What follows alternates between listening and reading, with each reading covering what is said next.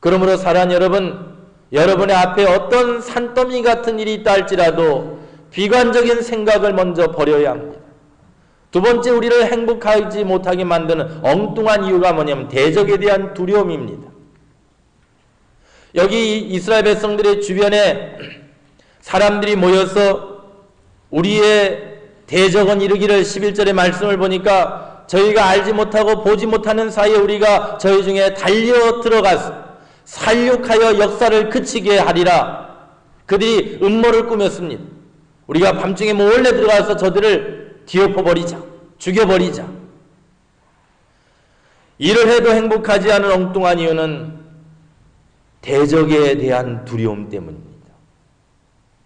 세 번째는 가장 가까운 사람의 유혹 때문에 우리가 우리 일을 해도 행복을 느끼지를 못하는 겁니다. 12절의 말씀을 보니까 그 대적의 근처에 거하는 유다 사람들, 원수와 가깝게 살고 있는 유다 사람들이 각처에서 10번이나 성전을 재건하려는 사람들에게 왔어요. 너희가 우리에게로 와야 한다. 거기 있다가는 너희 죽는다는 거예요.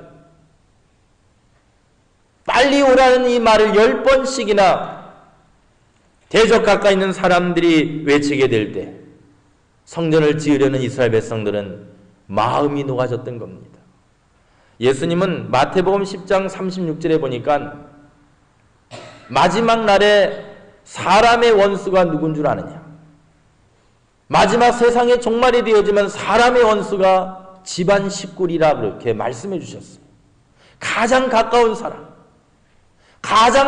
사람이 나로 하여금 하나님을 섬기는 일에 방해가 되어지고 걸림돌이 되어지고 나를 넘어지게 하는 자가 될 수 있다라고 경고해 주셨습니다. 바로 이 세 가지, 나에 대한 비관, 대적에 대한 두려움, 가까운 사람의 유혹, 이 세 가지 때문에 우리가 일을 해도 노동을 해도 진정한 행복을 맛보지를 못하는 겁니다. 그러면 어떻게 하면 이 노동을 행복할 수 있도록 만들 수 있는가? 노동이 행복해질 수 있는 비결이 있어요. 노동은 행복한 겁니다. 하나님이 우리에게 주신 축복이기 때문에 노동을 통하여 우리는 행복을 맛볼 수 있는 겁니다. 노동, 일이라고 하는 워크죠. WORK. 네 가지의 행복할 수 있는 비결을 찾기 원합니다. 그 첫째가 부입니다. 웰스. 노동은 부예요. 어떤 신앙인들은 말합니다. 교회를 다니는 사람은 부와는 거리가 멀다. 하나님을 믿는 사람들은 부자가 되어서는 안 된다라는 이런 말을 하는 분들이 있는데, 열심히 일하는 자에게 하나님께서 부를 축복으로 주신다는 사실을 기억해야 합니다. 아브라함도 부유했습니다. 이삭도 부유했습니다. 야곱도 부유했습니다. 하나님을 잘 섬기는 자들에게 하나님은 부라고 하는 것으로서 그들을 축복으로 채워주십니다. 왜냐하면 하나님이 주시는 물질로 해야 할 일들이 많기 때문에. 시편 128편 2절을 보니까 내가 내 손이 수고한 대로 먹을 것이라 내가 복되고 형통하리로다. 신앙인은 손이 수고한 대로 먹을 수 있기 때문에 하나님이 주시는 복되고 형통한 것을 누리면서 살아갈 수 있다는 것입니다.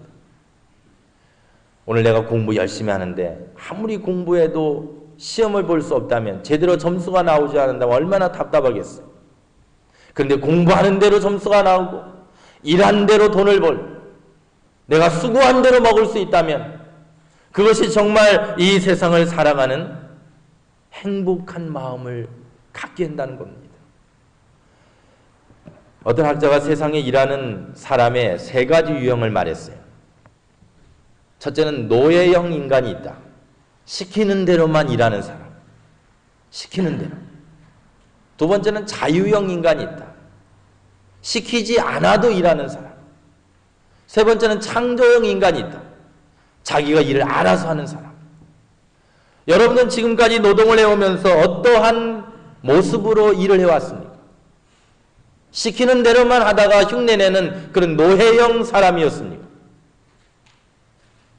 어떤 마음으로 우리가 하나님의 일을 감당하고 있는지를 이 시간 한번 냉정하게 내 자신에게 짚어보십시오.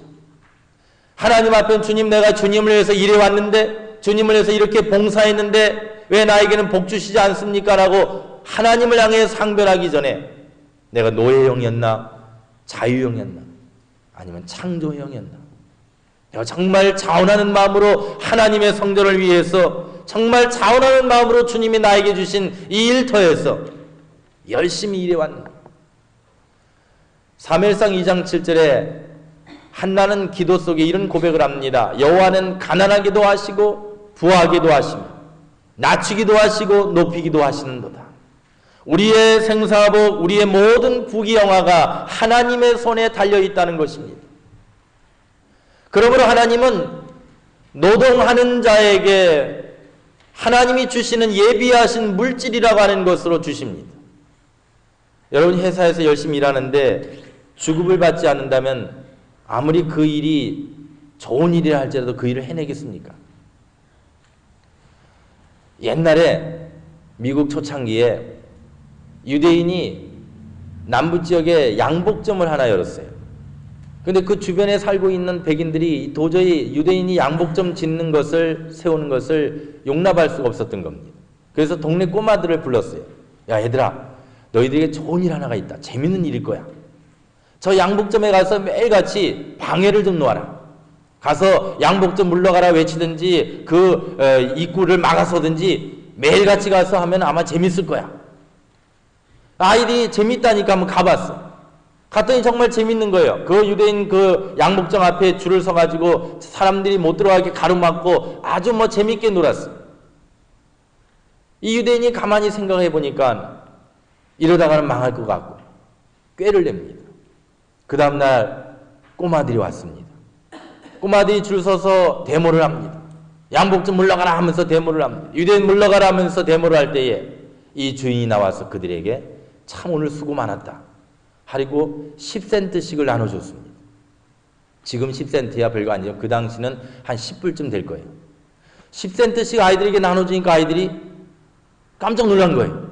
야 이거 봐라, 돈이 생기네. 그 다음날 또 왔어요. 와서 막 한참을 데모하고 있으니까 주인이 또 와서 수고 많았다고 5센트를 주는 거예요. 오늘은 왜 5센트를 줄까? 기분이 좀 나빴지만 그래도 한 5센트면 되지 하고 돌아갔어요. 그 다음날 이제 돈 받을 마음을 갖고 와서 딱 이제 진을 치고 데모를 하는데 1센트를 주는 겁니다.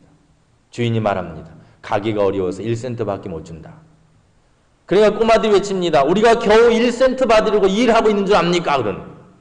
사실은 그들은 돈을 받기 위해서 그 일을 시작한 것이 아닌데 재미를 위하여서 일을 시작했는데 어느덧 자기들도 모르는 사이에 내가 나가서 일을 함으로써 10센트라고 하는 돈을 받기 시작하니까 재미는 뒷전으로 없어져 버리고 돈을 받는 그 돈의 일의 노예가 되어버린 겁니다.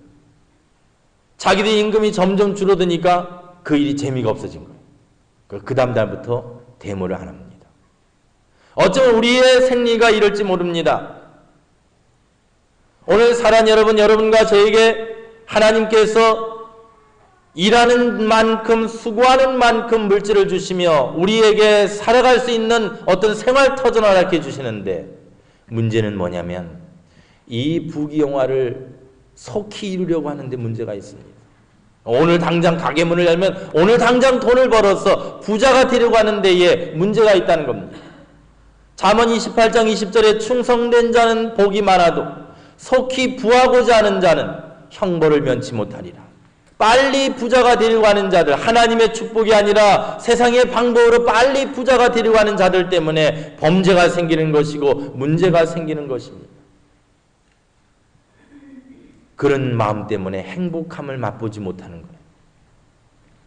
오늘 내가 일할 때에 주님이 나에게 부를 주심을 기억하면서 하루하루 하나님이 나에게 주시는 그 부의 축복을 바라보면서 기쁨을 맛보며 행복을 맛보며 열심히 일해 나갈 때에 여러분의 생애가 아브라함처럼 이삭처럼 정말 하나님의 축복 가운데 거하는 생애가 될 줄로 믿습니다.